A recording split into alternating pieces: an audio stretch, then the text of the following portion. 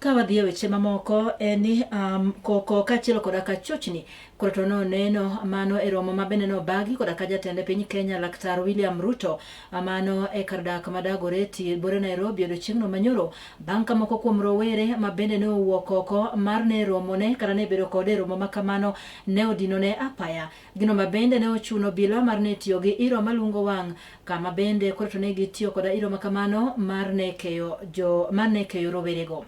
Esinogo Laktar William Ruto ne osingo chenro mopogore opogore mag dongruok ne oganda mapacho kaeri kama oting'o gedo mag apeini loso paw ndeke mapacho kaeri kachiel koda chenro mamoko. Laktar William Ruto bende koro ne osingo ne oganda mapacho kaeri ni obiro tiyo kanyakla koda ka duono buch siasa mar ODM mar neno ni gibero piny Kenya kanyakla. Leo tumetangaza ujenzi wa airport mpya leo.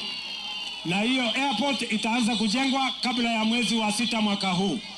Ndio tuwe na international airport mpya hapa Nairobi. Hawa watu niliwaeleza, hawa majamaa wanajaribu kushindana na mimi.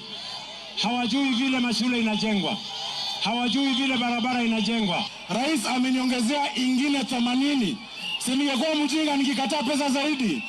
Wangapi mnakubalia tushirikiane na rais wetu? Hawa wananchi wa Kenya wanataka kujua mambo yao.